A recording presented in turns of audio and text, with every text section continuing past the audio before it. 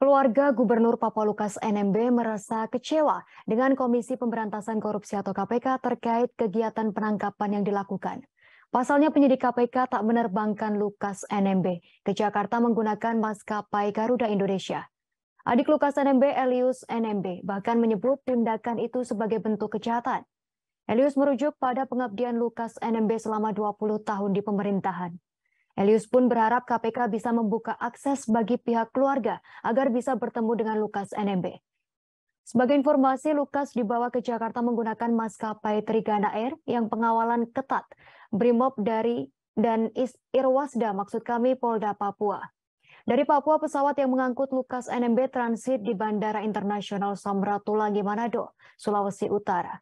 Lukas NMB diterbangkan ke Manado tak lama setelah dibekuk KPK di sebuah restoran di Jayapura pada Selasa siang. NMB ditemani petugas KPK menumpangi Trigana Air saat perjalanan dari Jayapura ke Manado. NMB berada di lounge Bandara Samrat Manado sekitar 3 jam.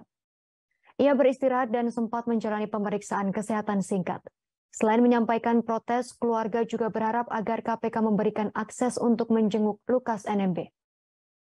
Keluarga merasa khawatir dengan kondisi Lukas yang saat ini menjalani perawatan di RSPAD Gatot Subroto.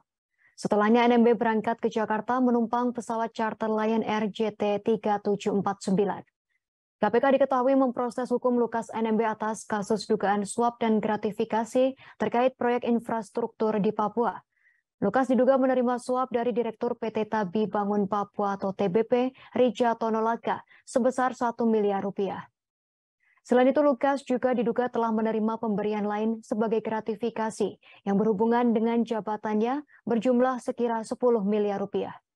Atas perbuatannya, Lukas NMB disangkakan melanggar pasal 12 huruf A atau B, atau pasal 11 dan pasal 12B Undang-Undang Pemberantasan Tindak Pidana Korupsi UU Tipikor. Lukas pun sudah berstatus sebagai tahanan KPK. Lukas saat ini tengah menjalani rawat inap di RSPAD Gatot Subroto.